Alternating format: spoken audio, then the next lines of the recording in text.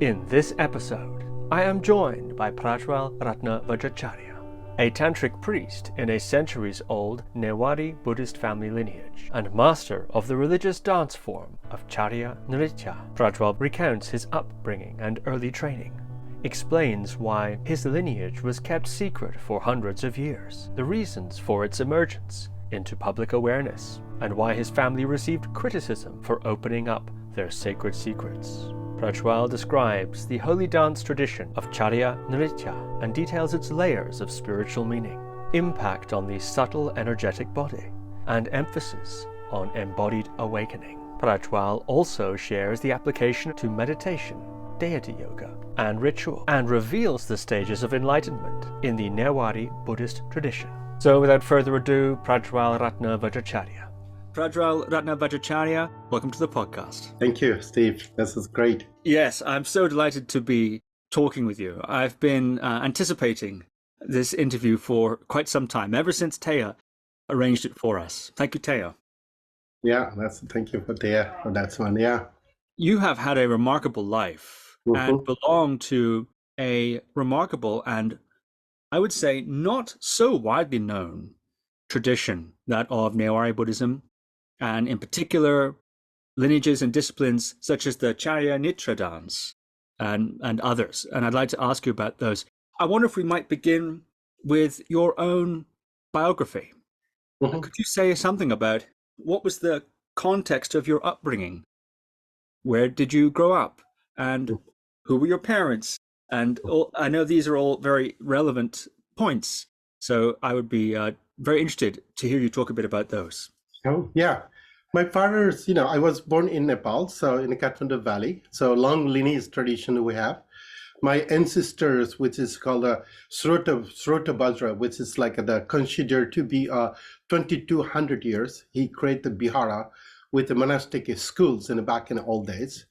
And those Biharas in the Kathmandu Valley is about hundreds of Biharas.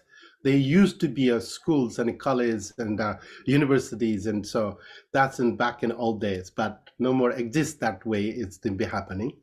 And then and that was my long lineage traditions, and my grandfathers, which is the part of that tradition. So we have generation to generations is passing down to generation to generation.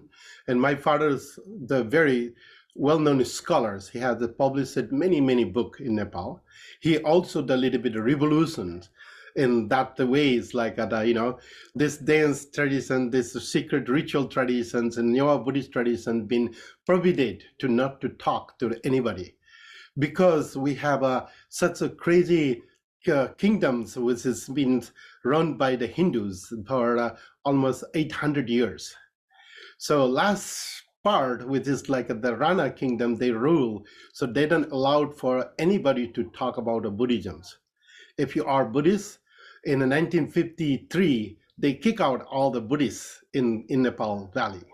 So when you think about that way, they've been ruling for the 800 years.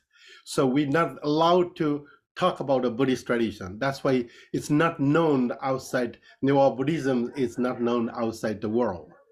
And the other part, like once you have a surprise for that long period of time, 800 years. So then it's just like a family lineage. It's just coming to family lineage, family practice and family. And when you into the family, they just only used to only like a ritual, like a life ritual, like from birth to death, the ritual. And then within the ritual, they have all the significance, the meanings, and the whole philosophy isn't there. So this we still alive in here. Like for example, we do here every day, also here, every Biharas in Kathmandu Valley, we do the chanting with the 10 paramita chanting. It is simple what we needed to the foundation for the Buddha Dharma, like the generosity and kindness and the love and joy and happiness, which is called the Dana paramita. And then Chanti paramita with the patience, with everything you need to be in the patience. And the Bidi paramita, you need to keep the efforts and times and keep the energy. And then the discipline, Sila paramita, sorry, Dana Sila come for Sila paramita, which is make you into discipline. And once you combine with the generosity, kindness, and making the disciplines and the patience and everything combined, then it became as the meditation. That's a dhyana paramita.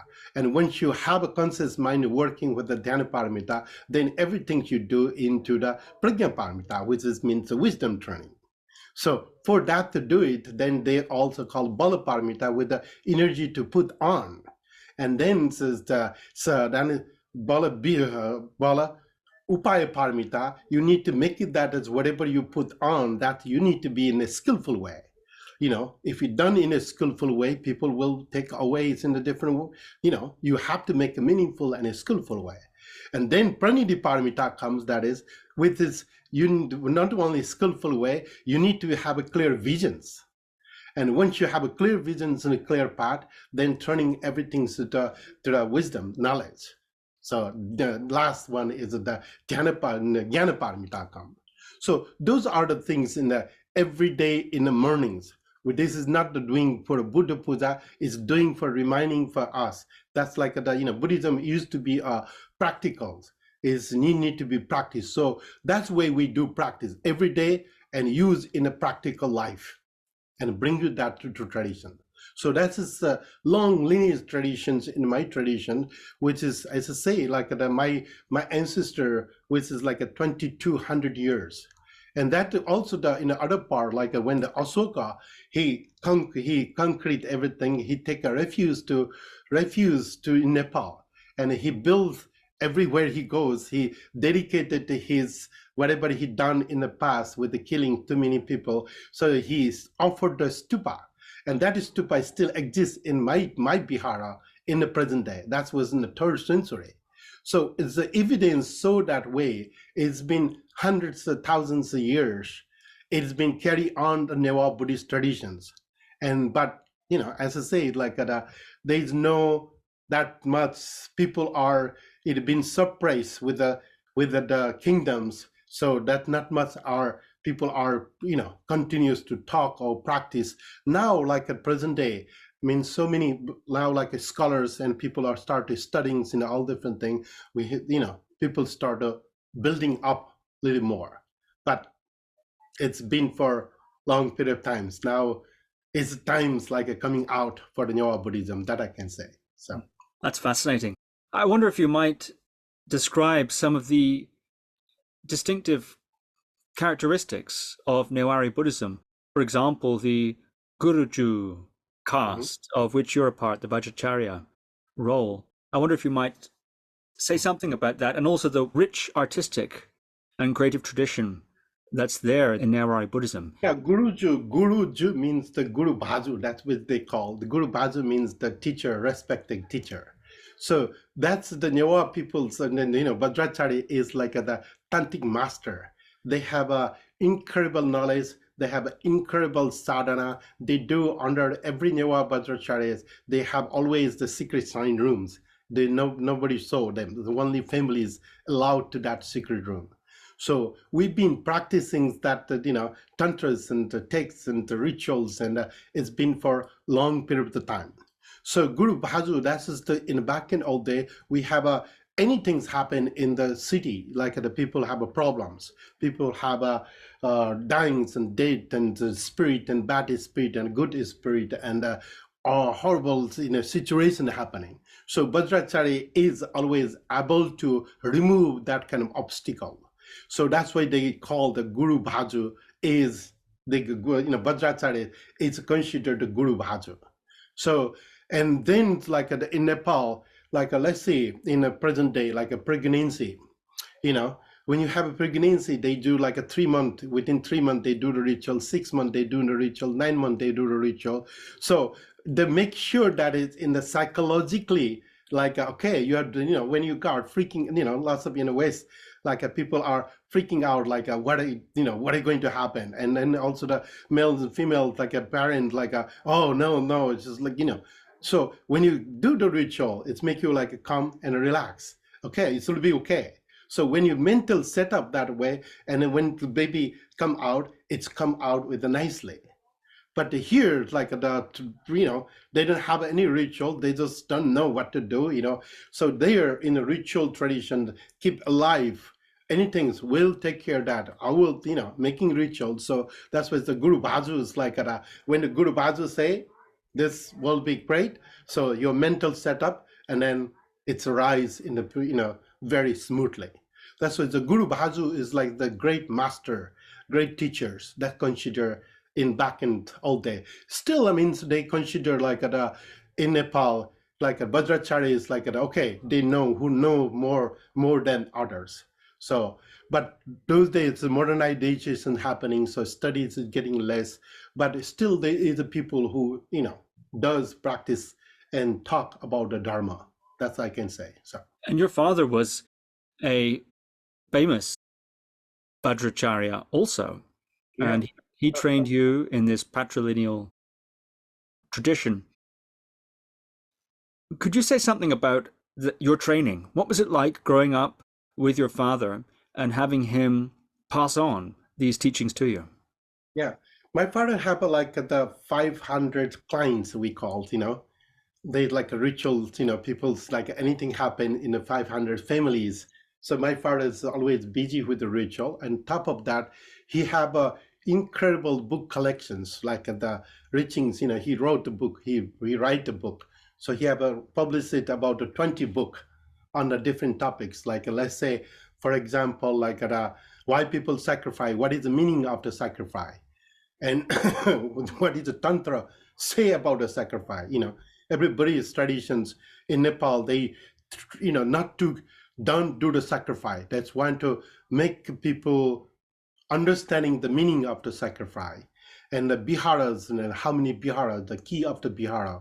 And Nepal also have a lot of different feasts. They make the parties, and what is the significance to it, like each dishes, each cuisines have a meaning and significance, how to eat that proper way. And all the ritual object, why we needed this particular ritual object. So, so growing up with my fathers and follow with my father's step. And then we have also, I don't know, wherever coming to study is the Buddha Dharma, somehow all the scholars end up in my family, So all the questions people ask and all different questions. So, and then I'm I speak a little English back in old days. So I'm happen to translate for my father. So I learned so much, from just to talk to people. But here in my family is like it's a practical use, like any kind of, we don't never talk about any bad things in my family. Never talk about anything have the solutions, like a view of the Buddhist way of solution. Is you did wrong, that's okay. You did wrong, so what? It's, it will be okay. Next time, don't do it. So it's just make you into practical. So it's a whole family. And we have I have also the 6 siblings. So I'm a baby in my family. So I have all the brothers, 5 brothers I have.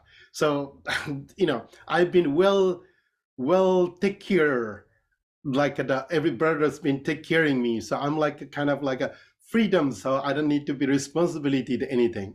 So I'm a freedom. I can just take everything from my other brothers also.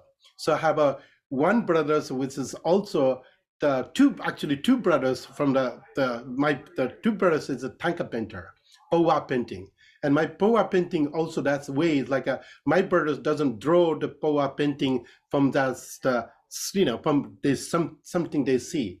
They whatever written on the text, like Nispono Yugabali, Sadhana Mala, whatever written on the text. So he draw based on reading that Sanskrit, take it out, the meaning and significance of sadhana, and he drew the painting. So my one of brothers have done every single paintings based on the Nispono Yugabali, which is 26 different mandalas is described, and you never see that mandala, but that is he drew.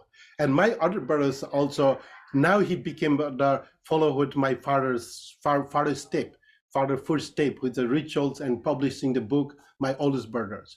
And then other brothers, I have also the Sanskrit scholars who studies in India in the Sanskrit. And other brothers, we have a government officer, which is all the politics part in that. And one brother, I have a tailors. So we have all different fields in the path, and we carry on these traditions. So growing up with all different fields, so I have a lot of knowledge with every, just be hang out, and we live in the same house. Still in the present day, we live in the same house. All the brothers and the wife and the kids, So just in the everyday practice, that's where we grew up. So still in the present day, yeah. And it was from the age of 8, is that correct, that you began formal instruction with your father? That's right, yeah. Yeah, my father started teaching the dance because for the youth, because, just only the brothers and friends, and not the friends, only Vajracharya people. So they not allow for the other people to learn this, formal teaching. So my father started the kind of like get together all the Vajracharyas in a young people, started teaching with the talking about a little bit dharma and the dance. So, and then my brothers, all 2 brothers also study, but I don't know, somehow they're not interested when they grow up. So I got an opportunity, I just continues with the learning this dance and continues practicing this dance. So my age of 8. And at 12, I already performed, and at 15, I already travels with my dance to the Hong Kong. So when I was 15, I was in Hong Kong. Then 16, 17, I traveled India. And the 19th, I already traveled to Japan through with my dance. So Charya dance. What is the training process that your father put you through?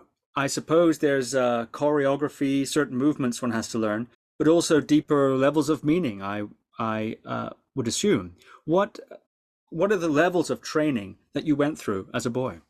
Yeah, first training just to come and relax, simple things like it's just hard for the kids to run, that's the young age, you want to run around, so that's make you come and relax and meditate the only, not long, 5-10 minutes only, just make you into the soft and a gentle way of meditation. And talk about the mudras, meaning of the mudras, why is this mudra has been 1,000 years, First, they come with 5 Buddhas, a history, a little bit about the 5 Buddhas. First Buddha come with the meditation, and then he come with the touch. He have to touch to the ground, to the earth, to get the liberation from the meditations. Then he walked with the blessing mudra, and he gave always in that mudra. He taught in the dharma chakra mudra. So those kind of simple symbolic teachings, it just really bring you to the bring you to the meanings of the life. And not only that, the 5 Buddhas is a key into the Newari Buddhist traditions, which is way thousands of years before it's built with the Bodhanath stupas and Swayambhunath stupa in Nepal. So, and then also those 5 Buddhas also have a vehicle. That's also make you so interested, why the Vajracharyas have the lions, why the Achabe have the elephant, and then significance and meanings this is not a mistake. You cannot go other way around. It's have to be it's the same way. And when you talk about the meanings of the life, this is it. The first you need to be lions. As soon as you come to the world as a baby, you are like a kings of the, you just need to scream, and you get everything's what you needed, You hunger, you scream, you poop, you scream, then clean up there, to feel like the kingdoms of you are in a kingdom. Then why you need to fear, and then this continues, the fear, the elephant is considered to the fear, and then horse come after that, you need to continue, and then the peacock comes after that, hey, it's, there's so many things there, and you should be happy and you should be joy. Anything that comes, it is, I can take it that way. It doesn't bother. Then, peacock, it's considered that not even the poisonous snakes can solo and making a beautiful feather. And then keep the mind in a conscious mind.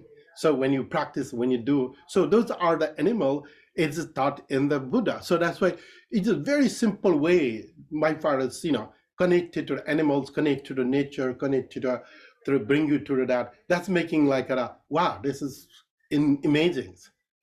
That's the very powerful tools. So that's we learn from the childhood.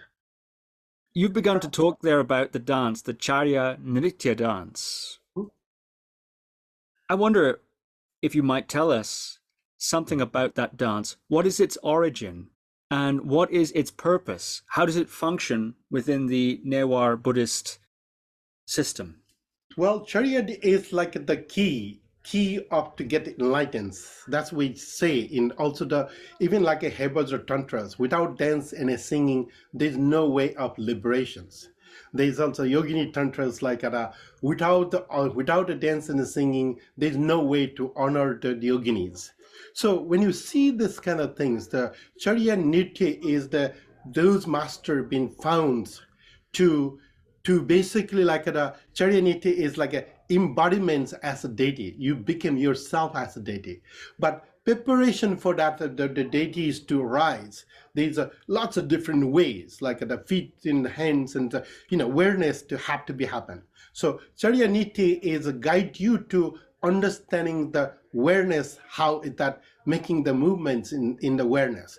So in a Charya Nritya, whenever every movement, it have to be meanings, or every movement you have to be completely awareness. You're not just doing this like, oh, I am, showing the mudra. Every movement, it's a rise, it have a meanings in there. So they talk about like the inner, outer, and a secret. So outer mudra is like, oh, I'm showing flower, this is flower. When you come to the inner mudra, essence rising softly. Then when you go to the secret mudra, fills with the entire body with that I am like lotus flowers. So that's the way they goes in the Charya tradition. So it's bring you completely every moment like the full of awareness. And also the other part which is like the tantra practice, deity yoga practice, which is like embodiment of your deity. So you visualize the deity, you bring your deity, and then you become as a deity so you can help to all sentient beings. So that means Charya means also the practice. Nritya means nitya. It's coming from the nitya tradition. Nitya means the daily practice. So Charya Nritya means the daily practice, which is in the Newari Buddhist tradition, you have to do the daily practice. If you don't do the practice, if you chop in a dharma, then it doesn't continue with this. So that's why Charya Nritya is a bring you that awareness practice. No matter what you do, it's practice in like every moment. Like they talk about like walking meditation, eating meditation. Same way, like whenever you do anything you do, feel it in the body and connected with the body. So and then they have involved with the nerve systems in the mudras. Like when you come to the nerve mudra, it's like why this mudra is more famous, because this mudra is connected to the veins with the mind. That's why they call it Jnana mudra, so it's directly connected to the brains. So when you sit with this mudra, it's make you like the telepathic, what do you call that, as connected to the mind, and it make you soft and calm. And then this mudra goes to the center channel, which is like a cleansings and purifyings in the part. This channel go to the fire energy channel. It's make you generating the chi energy there. This channel running with the water channel make you into balancings in the water. So any mudra in the back in old days, they use for healings their own self, and then also make other people healing. So that's why the Charya Nritya it's founded by those master when they see from the visions of their mind and then see inside the body. And some of the Charya, there's thousands of different Charya. So some of the Charya is talk about the nerve systems, like the veins, how that veins goes, Nirmanadi.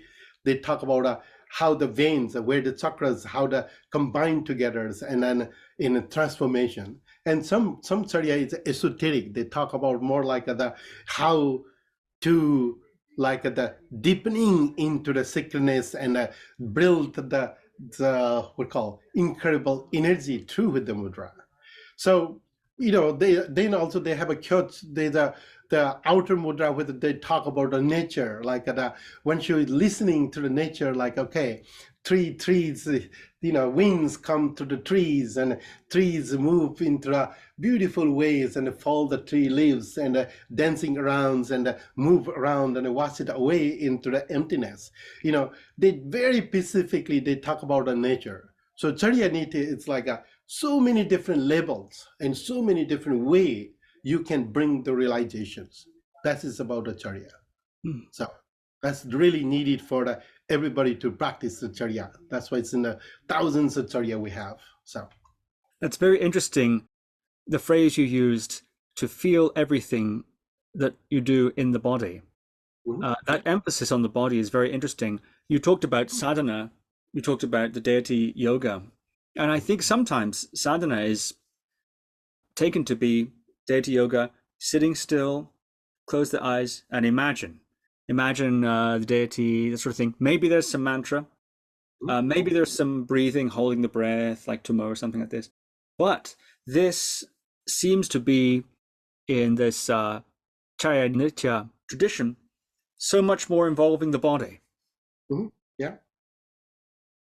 Do you also do meditation sitting in stillness, imagining, visualizing deities like they might do in certain other kinds of tantric traditions? Or is everything involving movement and the body? No, I do practice every day sitting meditation for an hour. First things, my wake up, that's my sitting. So visualizing all the deities, reciting the mantras, bring it into the bodies now. That's my everydays for, since I get the kids. I've been doing that practice. So then movements is come later on only. So also in the practice of the Charya dance, you have to sit to get the understandings, your body. Without body understanding, there's no movement comes. So you have to understand the body. What do you mean by that? You have to sit to get the body understanding. Well, body understanding if I need to dance like a Manjusris or Vajrapanis or whoever that deity is. So you have to sit here and then you're making that mind connections with the energy and the qualities and understanding the every tools, the object, what they're holding. So you bring it that tools and bring it the whole bodies will be changed. Once you have a visualization and clearing and bring it that, it's your body started changing suddenly. And when you dance, you will be different. You're not, my fathers always talk about that. My father, by the way, my father's name is Ratna Kaji Vajracharya. So they call Pandit Ratna Kaji Vajracharya. So my father always talk about that. Once you are into the dance, you don't exist yourself anymore. So you are a different person dancing. It's just energy move completely different way. You just know where it is, who I am. You just lost your own self. So, but complete awareness in there. So energy, something energy, you bring it and it make move. Do you remember in your training, the first time you experienced that? That period of times, I don't know that much. I got experience in my childhood time, But we have any times I do, people feel like, wow, you move so gracefully. It just, do I move that gracefully? Even I don't know I move really gracefully, but people feel that way is the movements like, wow, this is so simple movement. It make it, graceful. So that they feel. So you've described the Charya Nritya dancing in terms of the practitioner, the dancer, and the meditative aspects of it for the dancer. What about an audience?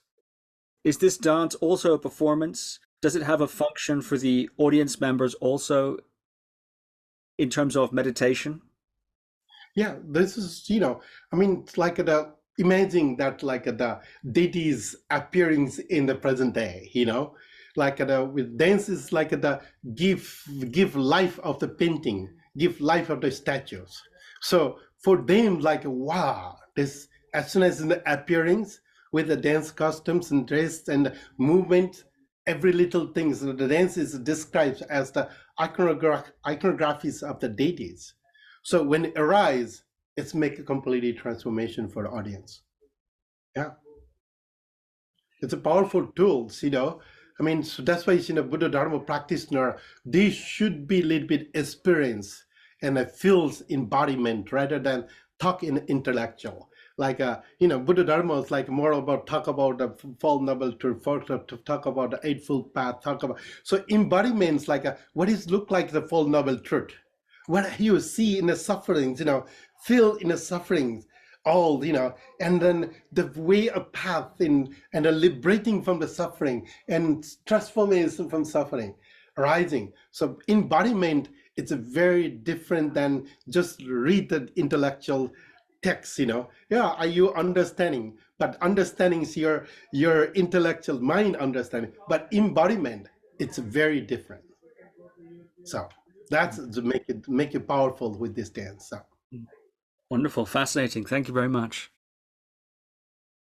You mentioned that this has been kept secret for hundreds of years, and you gave some reasons as to why that is. But gradually it's become more and more public. In 1957 was a year where there was some publicity. Secrecy was pulled aside for a moment. Can you talk about the history of the emergence of Charya Nritya into more public awareness? Why did it happen and who did it? Well, there is a couple of people who is in the 1957. So before the 1967, only allowed for to the secret. They never allowed for the public to watch or even listen this. They are very tight in that period of time.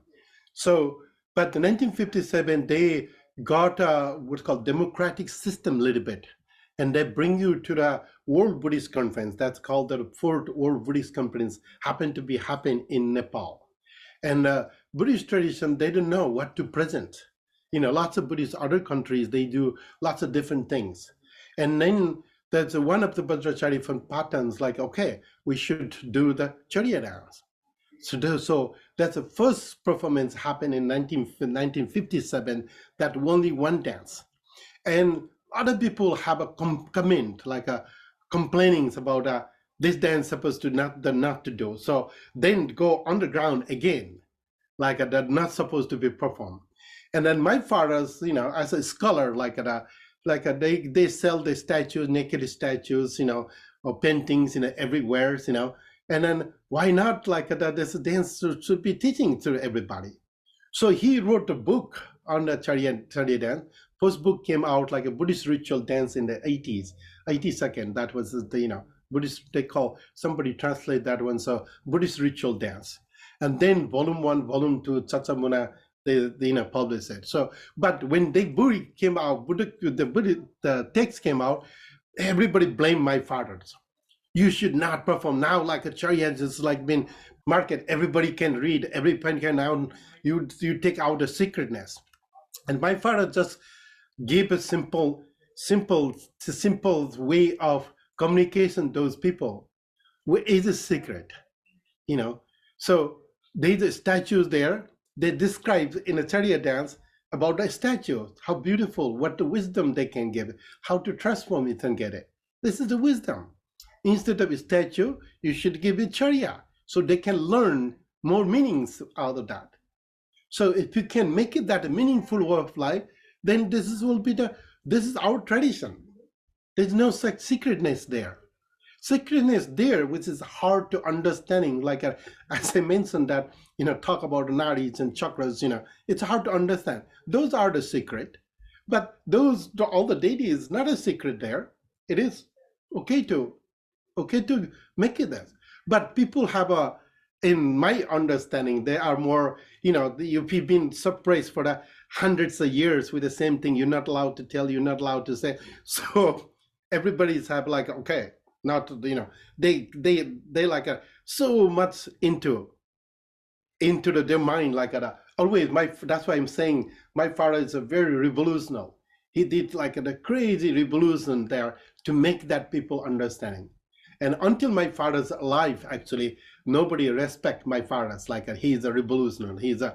He's after he passed away. Now my father's book is like a superhero book. That's only evidence everybody get it.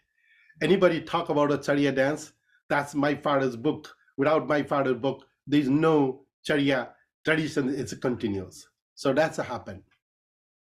So that's why, it is in the beginnings, it's a difficult, but it is 1957 was one, then it's lost for 20 years. And my father came along that way. He started teaching the Westerner, teaching in a secret way, and then also the other part, my father is also a little bit smart in that part. He created few dance. So he started teaching what he wrote. And people comes hey, you're not a secret. No, this is not a secret dance.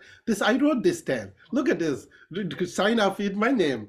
So that's why he explored more to the world. So now it's like a Charya dance is everywhere. Every college, every school, every part in Nepal, Charya dance being done. So fascinating. You mentioned chakras and nadis, etc. And you also talked about the significance of the mudra. Mm-hmm. Do the movements of the dance also have impact on the chakras and the nadis of the system? Is that part of the design of the movements? Yeah, that's every movement's as I say, it's how you move, how you pat. So even a feet movements, you see, maybe if I explain about more a reflexology, and you touch it like a pressure, acupressure or acupuncture. One needles, it's make your whole body move. Same way when you move the hit the body, when you move the touch and feeling, that's the connecting interconnections with the body. So that's always mudra. That's why in a tantra they say, without teacher, don't even begin to practice this dance. Or you have to be a teacher because it can be harm you. So if you poke in the needles in a different way, it's harm you in a different way. So you need to be without teacher, don't do it. So that's why it is connections with this. So that's why when you do that way, that's why you have to be in the meditation, you have to be awareness, you have to be understanding perfectly before you start to dancing. So that's why we don't teach the dance in the beginning at all. We just started teachings about the theory. So theory, then when you have understanding, then you start to begin the dancing. And then when you move, you can feel. When you move, you have fully understandings. So it's a flow in your body or just arise in the body itself. So you can easily move the body. So that's what's happening. Yeah. Are the dances used also for the purposes of ritual, for example, marking special occasions, or perhaps working with spirits, for example, exorcising bad spirits or inviting the blessing of good spirits and so on? Is the dance used also in a ritual format in a way that sometimes sadhana is used in other traditions? Yeah, the dance is about. So dance is coming from the ritual, dance is coming from the sadhana, dance is coming from taking care of what need to be taken care with the bad spirit and creating the good spirit and transformations is happening. So basically this dance is done only in the ritual contents in the past. So now it's everybody doing this, everywhere, but it started from the ritual contents. Mm-hmm. So it's still in the present day in Nepal. Any rituals is happen. They have a particular rituals you're doing. It's also the other part they doing some ritual there, but connecting to that rituals into how the movements it's arise or how the song is go. So song is explained in the same kind of ritual what is happening. So every rituals have every different songs in the traditions. So still in the present day, still does. That's a practice.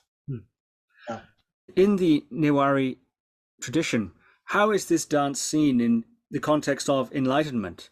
Is it a practice that can bring you towards enlightenment? How is it seen in that context? Well, in contents like in the Newari traditions, enlightenment is the happiness. First, enlightenment is living happy and a present day happy and living life with happy. So in this contents first, if you can live with a first of all, like if you have a complete awareness in the, how you're living in the life, and it's just happiness, like everything's come along, like as I say, like all the illusions, Buddha Dharma is all about illusion. So there's a bad thing, there's a good thing. So they always happening, the good things and the bad things always. But if you need to make a balance, so what make you balance in the Buddha Dharma is like a understanding. And when you're understanding that way, take that way, like the peacock, take that all the negative thing, take all the poisons and make it that transformations it's happening. So that's why it is into liberation is like a first step of liberation. If you can live with a happy life in this present day, and then it's making manifestations happening itself. So then second step, like once you're living in the happy and everybody's around with you, you creating the happiness there. So you're passing on to happy. If you have a sad, if you have a unhealthy, you cannot make it the healthy, happy to other people. So happiness you pass on, and it's creating the happiness. It's making the whole community will be happy. Once you have a community with a happy, and then they have a, risings with that, wow, this is joyness and happiness is there, and it's bring you to the awareness on top of that. And then once you get it awareness and to build that way, and then it's just building more and more, that's the way that we call enlightenment. So first step of enlightenment we call the happiness. So, but we need to be practiced into living in the happiness. So that's why, the Charya, that's why it's in the tantras, without dance and singing. Dance is the mantra, dance really they call the dance is a meditation. Singing is the awareness. Because every tuning, like when you guitar tuning, you have to make the balance, like a right in tuning, right in then. Same way you have a right in the beats, in like the speaking or singing proper way. This is body will be transforming, and you move with the singing and dancing. Whole body is to the liberations kind of feel. So that's why it's this dance also the. As I say, like a deity yoga practice, so you become as deities when you're dancing. So that's the qualities of the enlightenment that's in there too. So wonderful, thank you. This has been such a wonderful conversation. I'd like to ask you about your teaching. You do, I know, teaching online. You have a temple in Portland, and I'd like to ask you about that. But first, my last question about practice for you: how can we, perhaps listeners, how can we begin to, or I'll say this, what advice would you have for somebody who wants to begin to feel the whole body, like you talked about, getting in contact with the whole body and beginning to bring the practice of meditation or study into the body and not just in the intellect? What advice do you have for people who wish to do that? We do every Wednesday, which is called sadhana practice, which is in the sadhana practice, give you to awareness, basically, like that we do the awakenings with the chakras and awakening the senses. And on top of that, we also do the protecting the body with the syllables, with the mantras go along with that way. And then if we make it, that's, whole idea is like we have a, blockings in the bodies in a different way. So we need to be openness, need to bring it there. And there in also the Newari Buddhist, if they can find some things about significance and the meanings of the life, which means also the vowels and consonant sounds. So vowels and consonant sounds back in old days in a Buddha period of time, Buddhas to make them realizations about the nature, realizations about the disaster, realizations of the awareness, realizations of the phenomena in the world.